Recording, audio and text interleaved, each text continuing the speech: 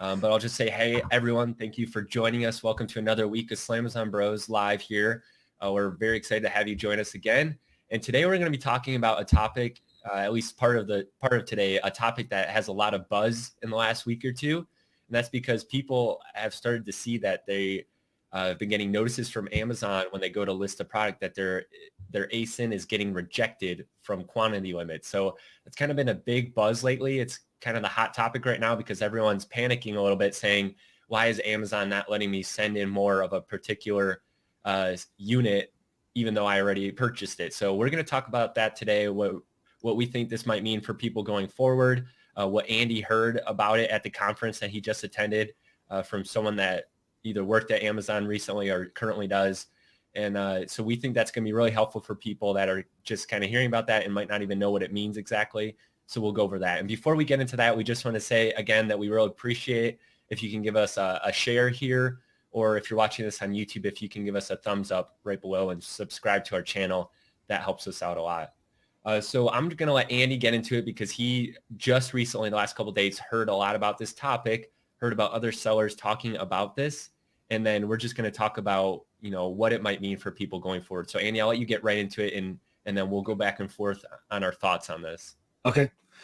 So before I start sharing, and I was just kind of going over my notes. So you probably just said it, Nate, but I'm going to say it again. Hey, you guys, if you have not joined our mastermind group, I definitely encourage you to look into that. Nate and I are going to be really thrusting all of our knowledge, some really cool tools, our resources, as well as enlisting experts in the industry to really be able to deliver great content in that group. So if you've watched our videos on YouTube and you've heard about us, definitely look into that mastermind group. We've said it before. When we first started, there were no Amazon new seller mastermind groups. Basically, there were a few forums. You just kind of had to go crawl all over, right, to find the information. But we are very targeted in the information that we are sharing in that group. And if you can't get the $50 of value that it costs to join that group, then we are for sure not doing something right. So I encourage you to look at that. I encourage you to join it.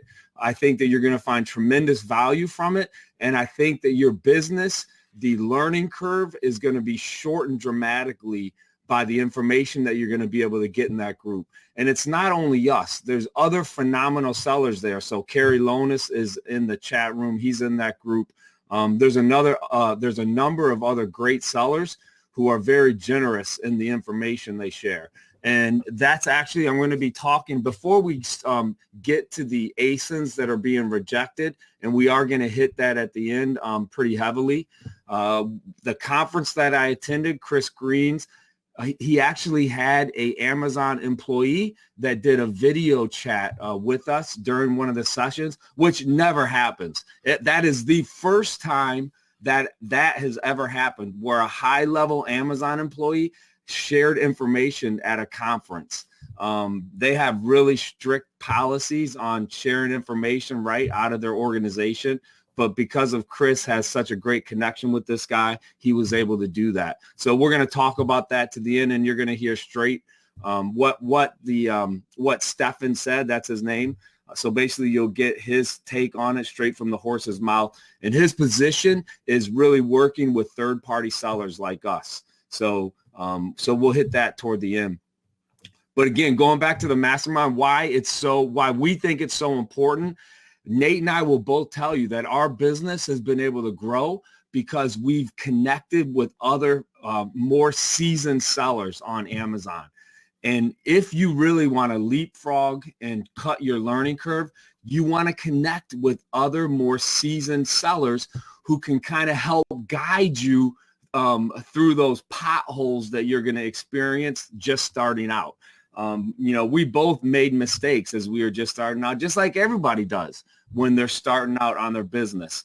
And that's why there's local chambers of commerce, right, of business industries, that if you start a local business, you can join a group, and that's basically sharing best practices.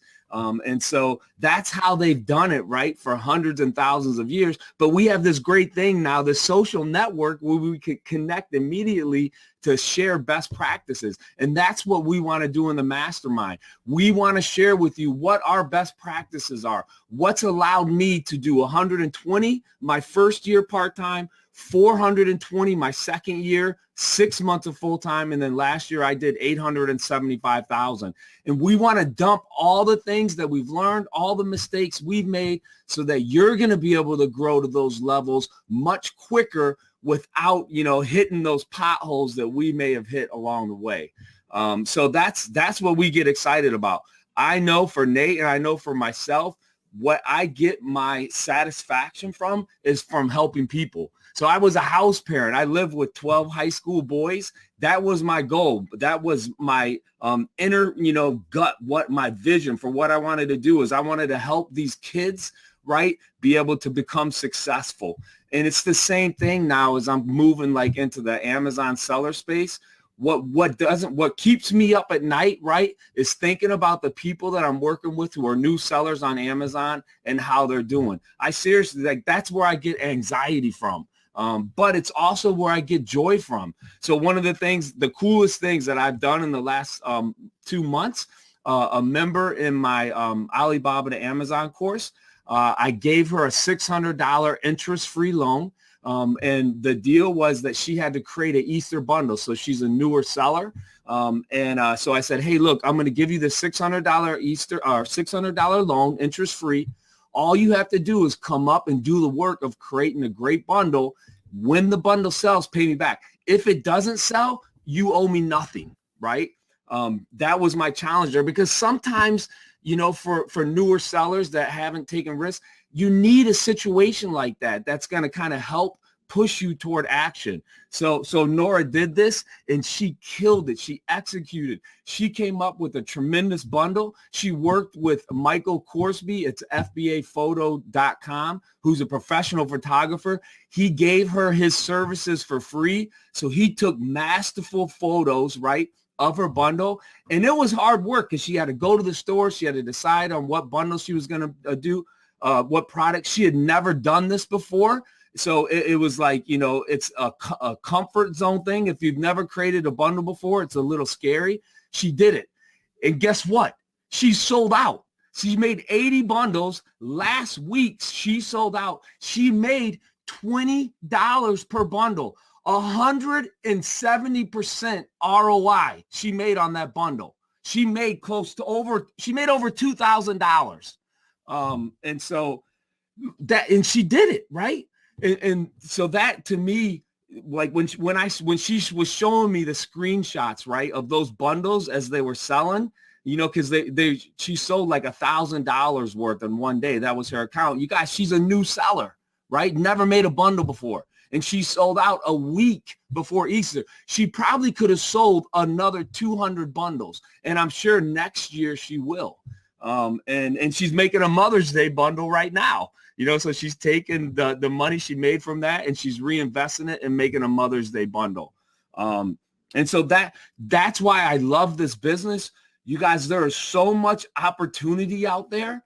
It blows my mind. And I know that because I just came back from the Scam Power conference talking to over 120 sellers, and everyone has a little bit of a different business model, but every single person, even the ones that are just starting out like Nora, if they are working hard and if they are grinding, they are profitable, right? And they're doing well.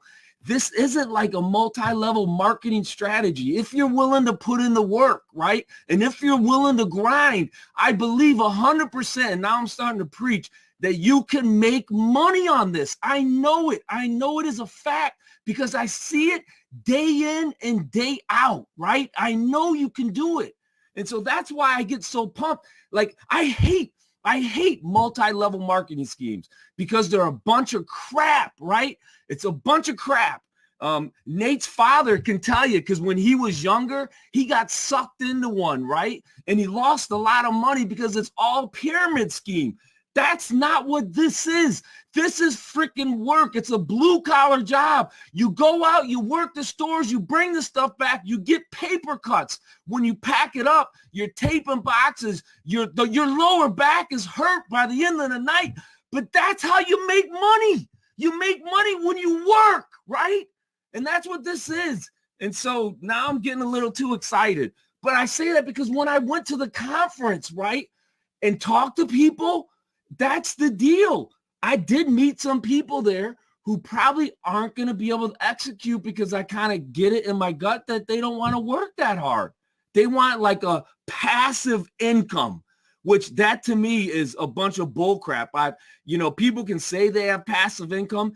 That's probably 0.1% who actually have passive income. So if that's what you want, don't come to Amazon, because Amazon is not a passive income job. It is a lot of work. With that said, there's a lot of opportunity. You can become rich. If you work and you grind and you put grit to it, you can become rich because of what's available, the spread. There's a feast right now on the table, right? And I don't know how long that window will stay open, but there is a feast on the table if you and I do the work to take advantage of it, all right?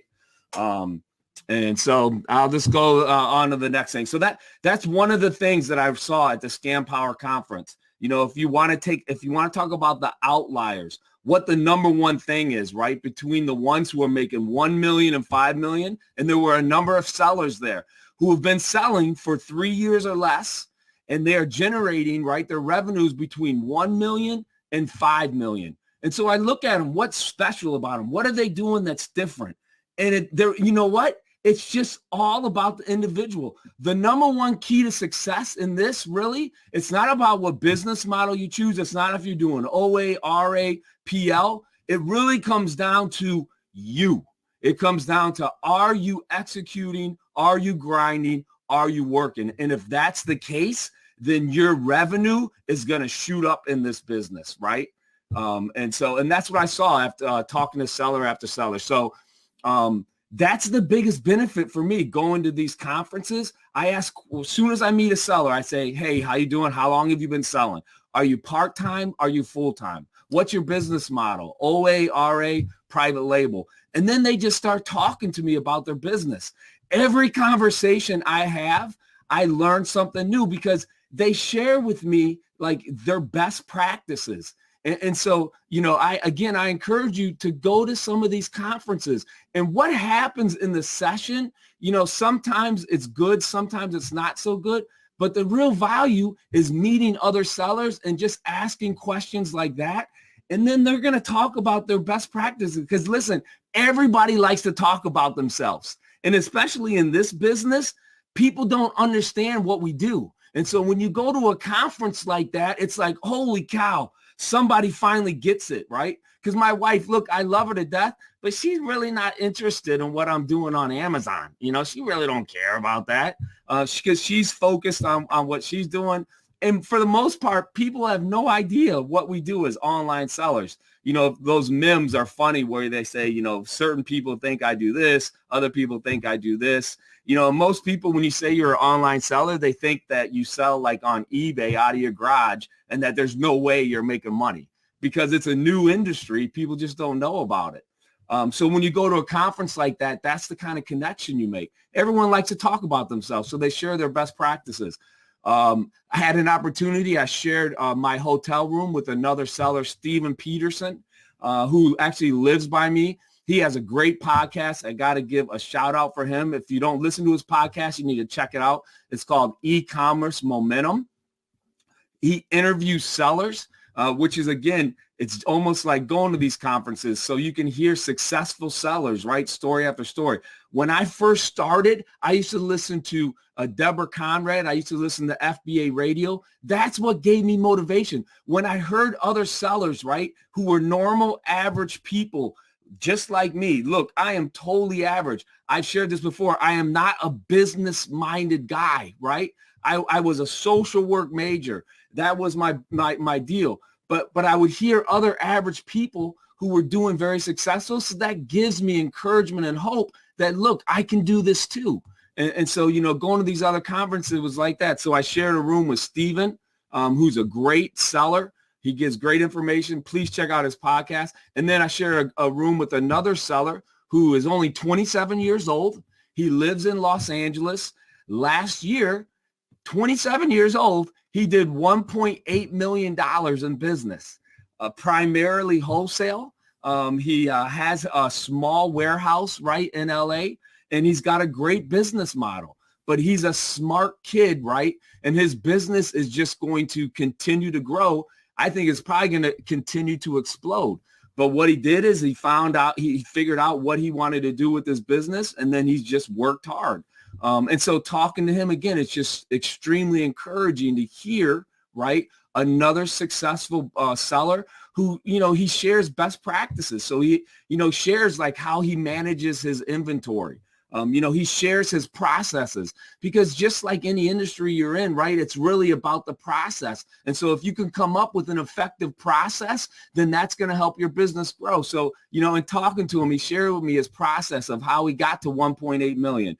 He shared with me, what his goals are and where he plans to bring his business, which again helps me to evaluate mine. Look, where do I want to go with mine? Do I need to diversify more? Hey, this guy's doing this, or is this a situation, as he's talking that, that's great for him, but it's not going to work for me, because I have a different business model. And so, you evaluate those kind of things. So yeah, that's one of the greatest parts about the conference. Talk to a number of sellers. I'll just go back to bundles for a second, and you'll hear me. I will say this until I'm blue in the face, and until the opportunity is not there anymore. There is a huge opportunity for bundles. All right. So I shared with you the new seller, Nora, who just crushed it with her bundle. All the conferences I go to, I often ask, how many of you do bundles? And out of the 200 people that are there, about 20 to 30 will raise their hand, right? And then it goes back to, well, why don't more, if bundles are so successful, right? And if they work so well on Amazon, why don't more people do them? It's a 4-letter word, W-O-R-K, work, right? It comes back to work. And so, yeah, so Doodles just said lazy. And so because it's extra work, right? You got to create the listing. You got to figure out what's in the bundle. People don't do them. Because people don't do them, there's huge opportunity there, right?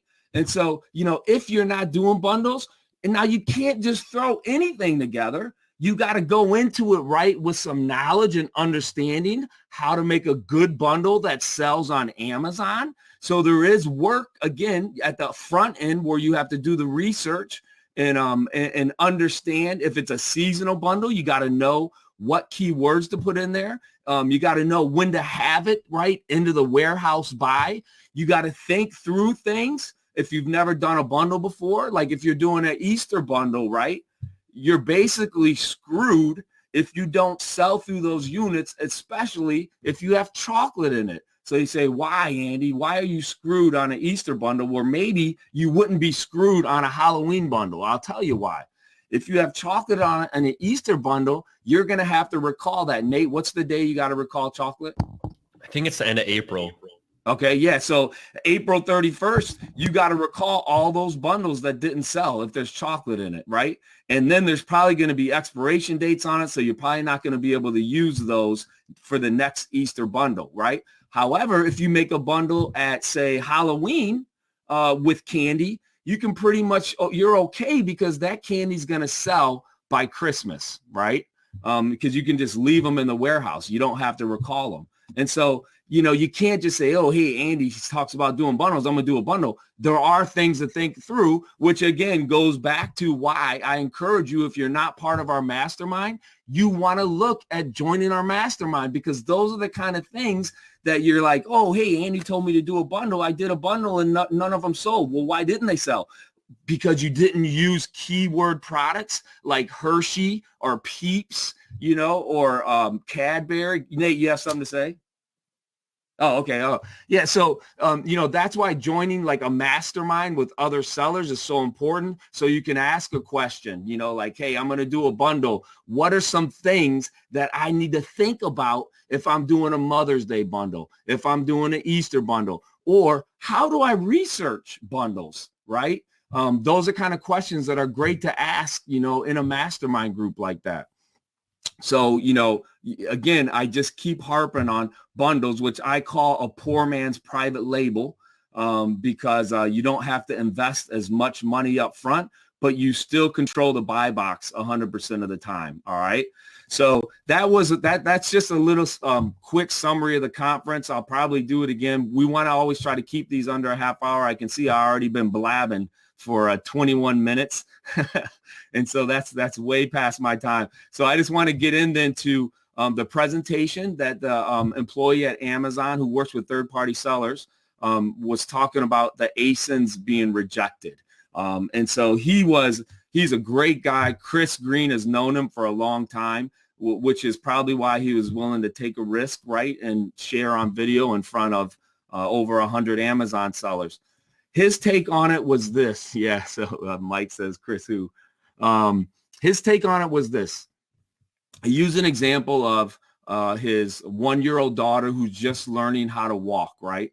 And as she's learning how to walk, she's getting some bumps and bruises along the way. And so she's falling on a coffee table. You know, she may hit her head on the wall, but she's just kind of learning how to walk. Well, when a large organization runs rolls out a program, and basically, again, their idea is they don't want dead inventory in the warehouse. You or I wouldn't want dead inventory if we have a storage container. Why do you and I want to pay money, right, to rent a storage place of stuff that's never going to sell? We don't want to do that. Amazon doesn't want to do that either.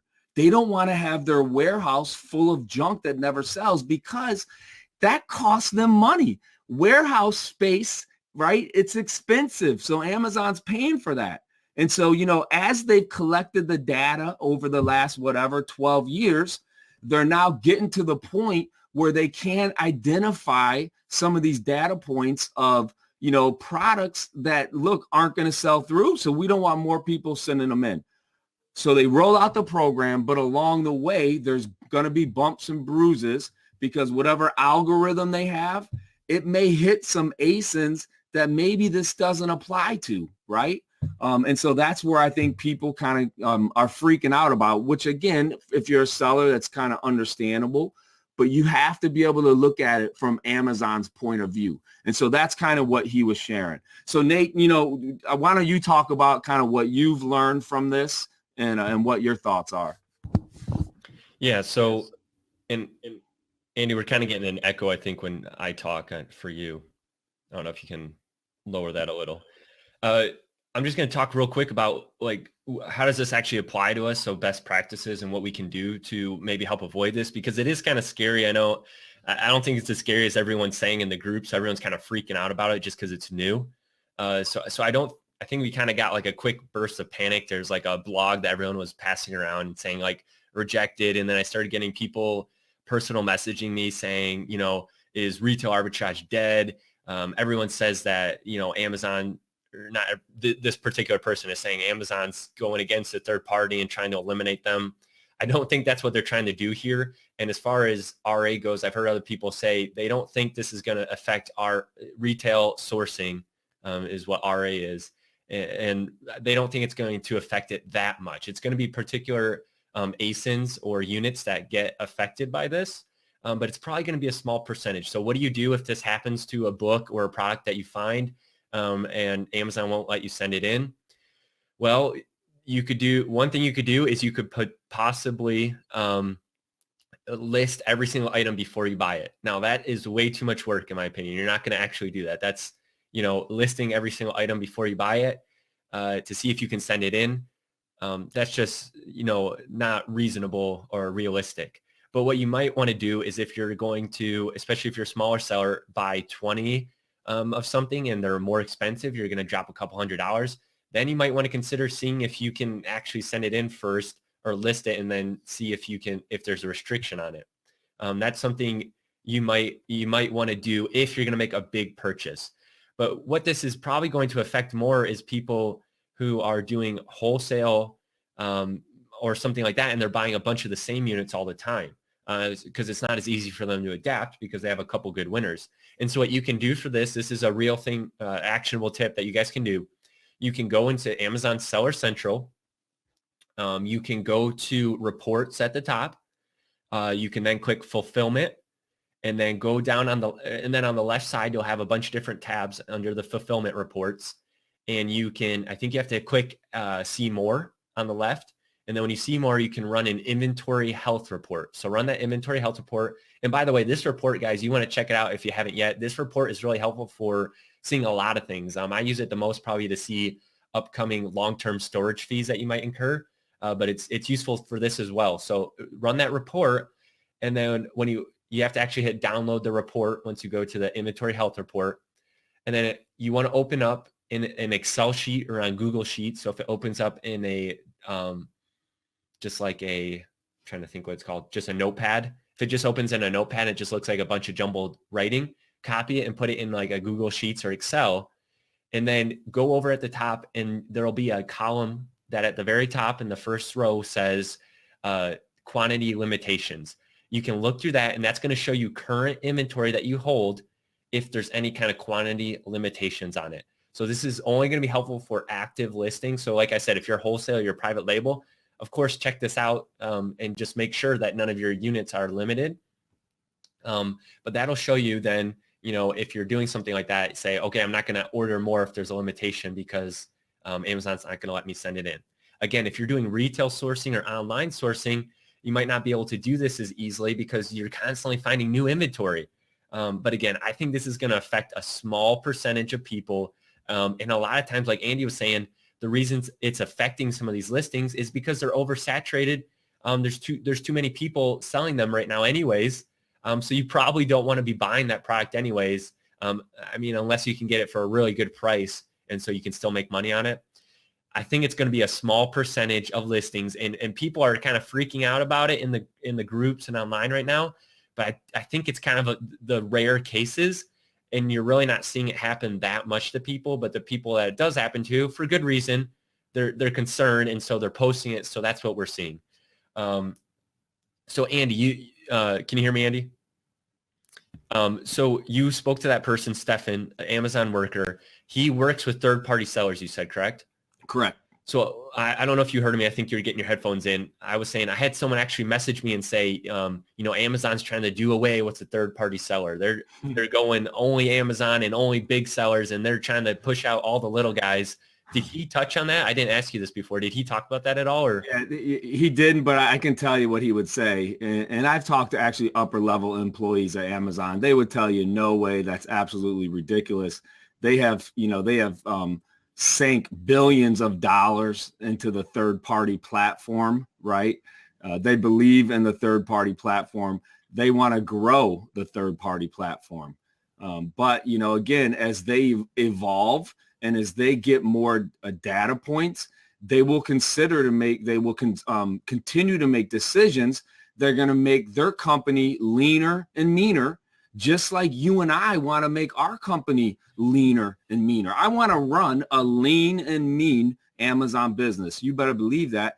And they do too, And I think that's what we focus on a lot in our shows is, making sure you're going back to the fundamentals because we all, as we start to get into this, get lazy. We start to forget about stuff and you miss some of the things that make your business more lean and mean by going back to those important business points. A lot of us think of this as a hobby.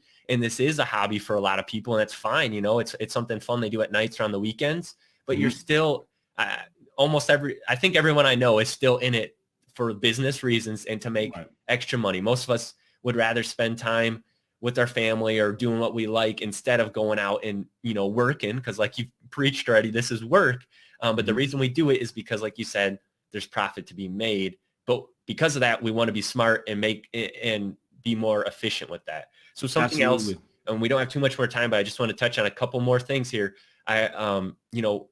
Going back to the ASIN rejections for people that there's too much quantity, private label sellers. So this is, I think almost another reason why private label looks good to people that are interested in it, because I don't think you're going to have as many troubles with this. And I had someone ask a question in the Slamazon Bros group.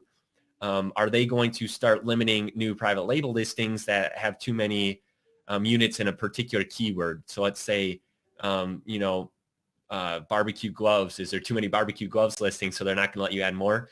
My thought, and I think Andy, your thought, because we talked about this, is Amazon's not going to do that. They're not going to say, there's too many of these, so you can't send in yours, because each listing is different. So like we said, this is an ASIN, which is unique to every single listing, is the only thing Amazon's talking about. They're not going to start, limiting keywords, because Amazon doesn't know if your listing is different than the other listing, by color or by bundling or by units. So I don't think that's a concern. And hopefully I'm being clear with that. I don't think private label sellers are going to have trouble introducing a new product and getting hit with quantity limitations right away. Now, maybe if your product stinks and no one's ever buying it, Amazon might come on and say, hey, don't send us more. No one's buying this. But if that's the case, I mean, come on, they're probably doing you a favor because you're doing something wrong. Your units aren't selling. So I don't see that being a problem. For everyone that's worried about this, and it's kind of, again, been a hot topic, a lot of buzz around it, I think people are a little overreacting just because it's new. Whenever there's something new, people are overreacting, and I don't think it's going to affect our businesses too much. And again, like we always say, you got to change and adapt a little bit. We're in the e-commerce world here, guys. In the e-commerce world, things move fast sometimes, but there's opportunity there, and you got to react to it in a positive way. You can't just, say the world's burning and we're all doomed. And I think sometimes people say that almost just to discourage competition, maybe, or something, spread the panic a little bit. But I don't think that's a major concern here. I think you can do that, run that report to check your current listings, see if you don't want to replenish a current replenishable that you have, if you happen to do it. I ran a report in my account, guys, and I didn't have anything with limitations. So that shows you something. I don't know if you've ran that report yet, Andy, but I didn't have anything. So maybe that's just because I don't have as much retail sourcing items as other people, as many SKUs in my inventory. But I don't think it's going to be a big impact yet. And again, things are changing. They're smoothing out the process. But I think, Andy, anything else to add to that? Yeah, no, definitely. I don't think the sky's falling. And that's kind of like, whoever. And you got to understand too, like a lot of times, internet marketers, so this becomes a panic. Okay. Well, internet marketers will jump on that because it drives traffic, okay, to whatever they have. Okay. So, and I'm sure all you in the chat room, that. So if a hot topic comes up, I'll give you, how I see it sometimes. Hot topic comes up, right? Somebody's going to write a blog or an article about it, because what does that do? That drives traffic right back to them and whatever their services are. So watch out for that. Look, when hot topics come up in Facebook groups, bam, someone's going to write about it. Okay.